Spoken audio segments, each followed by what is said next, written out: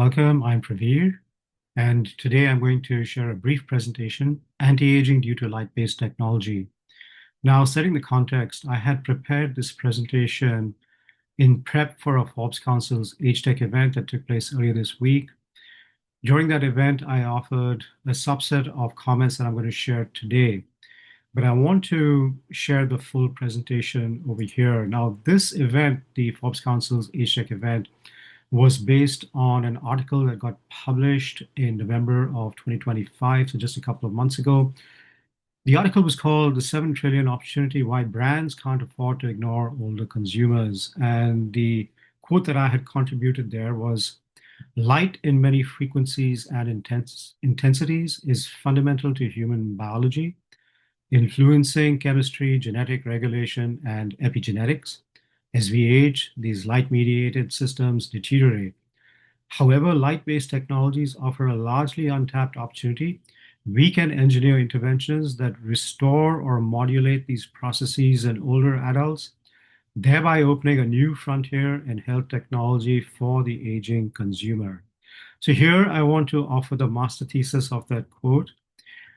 Basically, light is fundamental to human biology. And as we age, light-mediated systems deteriorate. So aging is not just wear and tear, it's basically a loss of information. And the light in our cells that affect the way molecules and atoms rotate and vibrate, and also the electron shift of orbits within an atom basically gets marginalized, and that light, in a sense, becomes noisy and dark. So what we need is subtle engineered interventions. And here I'm going to just state the essence of this, and I'll spend a few more minutes diving into it in more detail. The essence is that what we need to do is use low frequency signals that smuggle high frequency information to restore the functioning of cells. And here, let me dive into it in a little more detail. So, as I mentioned, there are three quantum activities. We can think of it in that way. So, molecular, atomic, and quantum activities that are essential to any kind of chemical cascade and biological cascade. And the first one I want to draw attention to is molecular rotation. And here we can think about, for example, like molecules in the blood that if they're not aligned, they can create sludge, and that sludge can then create an acidic environment that basically contributes to deterioration of many bodily systems. But if we were to administer the right kind of light frequencies to this molecular sludge and cause a rotation of molecules, it would be aligned, and that sludge would dissipate, and then the acidic environment would become more alkaline. So the takeaway here is that the right light frequency over here, microwave range of frequencies, can facilitate that molecular rotation. Now, if we think about the second category, which is the molecular vibration, and here we know that vibrations are very important because the way a molecule moves, whether it wags or scissors or any kind of dance that it does, this facilitates interaction between molecules and again facilitates chemical and biological cascades. And this molecular vibration can be facilitated through the administering the frequency of light in the infrared range. And then if we think about the electron orbits, so basically an atom that is off where, say, the electron is in the lowest orbit, if we subject that to the right range of frequencies, and here would be the ultraviolet range of frequencies, then the electron can jump orbit through a process of tunneling, and I'll speak about that briefly. And that turns the atom back on and can contribute to the environment that it's in. Now, just stepping back from this, what I've talked about is three ranges of light frequencies: microwave, infrared, and ultraviolet. And these may create heat in the body and debilitate or have some other side effects. So what we want to do is we want to create a sophisticated signal that actually is imparting all this higher frequency information using just low frequencies. And if we can do that, then that's going to be a game changer in terms of facilitating these very important biological cascades that maintain health in the body and that build health in the body. So, how are we affecting the biology? Let me just summarize this. I had talked about atoms as logic gates, and information we know is stored in configuration of atoms. And as I had said, in aging cells, atoms are turned off and need to be turned back on. And the way that it's turned back on is through quantum tunneling. When we think of, say, bringing about an electron orbital change, then we can think of like a classical electron jump due to high energy. So that would be a hammer of energy. But the whole point is we want to avoid that higher energy coming in. And it's possible to then use a right kind of pulsed electromagnetic frequency signal that has the structural information that allows an electron to tunnel through the potential energy landscape within an atom to then move to a higher orbit. And that's really what I'm talking about here in terms of a well-designed signal. So a well-designed signal will also reorganize the master clock. So it resets the reference tones at which all these various quantum events take place. And that again will facilitate chemical and biological cascades. And I had already spoken about the molecular viscosity being reduced as a result of a well-designed signal. I want to also draw attention to ATP and epigenetics, and because these are both fundamental to operation of a body. ATP, after all, is the currency of energy in a cell.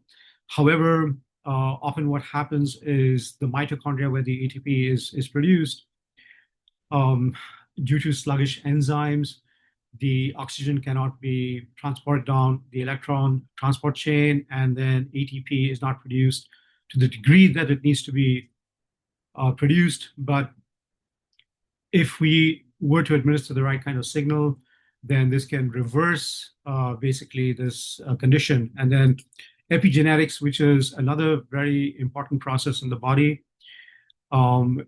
There's this phenomenon of epigenetic noise that takes place as a person ages, and basically the cell needs to be re-educated to express the right kinds of proteins, for example, like proteins that are responsible for collagen production or tumor suppressors or antioxidant defense and so on.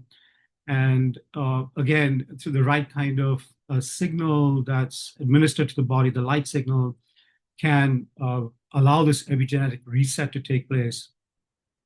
So essentially, the knowledge in the cells is being restored due to these different kinds of quantum interventions that I had spoken about earlier.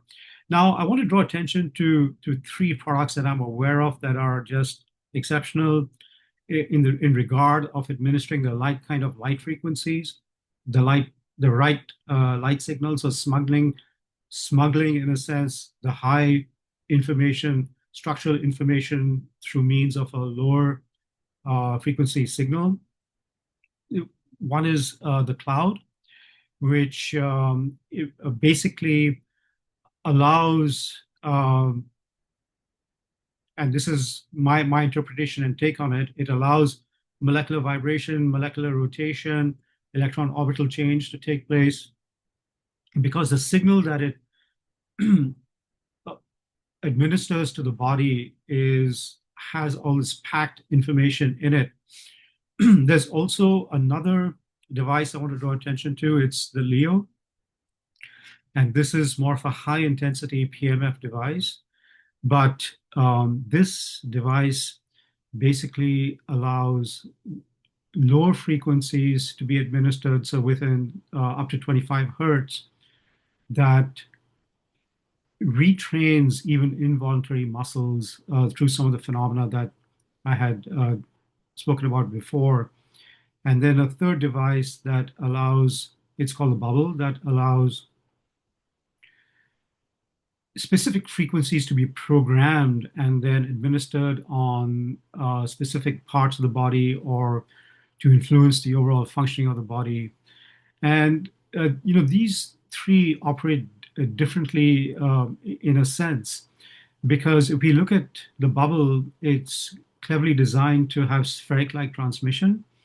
So this is in contrast to a continuous electromagnetic transmission that, say, the cloud or the LEO would administer, but here a spheric-like transmission is it optimizes frequency delivery. It's like, think about it as lightning in the way that lightning works in the atmosphere of the Earth.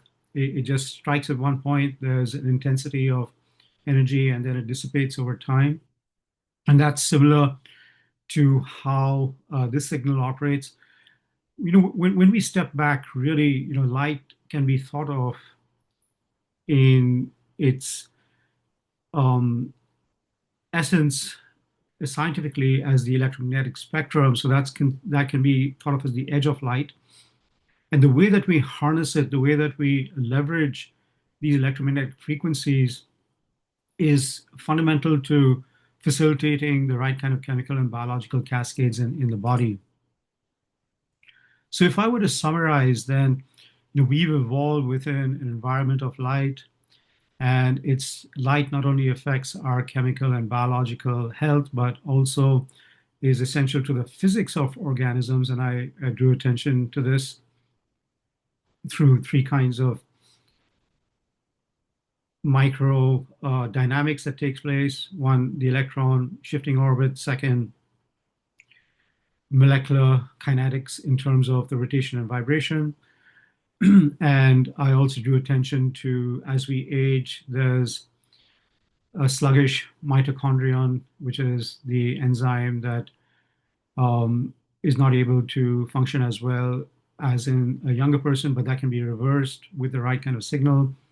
And then also the epigenetic noise that can also be reversed so that we allow good genes to operate and the harmful ones to be suppressed. And this basically reversal mechanism, when we think about it theoretically, it can happen through microwave that facilitates rotation, infrared that facilitates vibration, ultraviolet that facilitates orbital shift. But we don't have to use these high frequencies with a very sophisticated signal. We can impart the same kind of structural information through a much lower frequency signal, and that facilitates then quantum tunneling. It resets the master clock that coordinates all events in the body, and then it also allows that epigenetic reset to take place so that the right kinds of genes, such as collagen production and antioxidant defense and tumor suppression, can happen. I talked about three superior products that I'm aware of, the Cloud, Bubble, and Leo, that actually do all this. And my one takeaway is that it's possible to reverse aging through such a well-designed signal, and some of these products that I mentioned are using signals of this kind of sophistication. Thank you.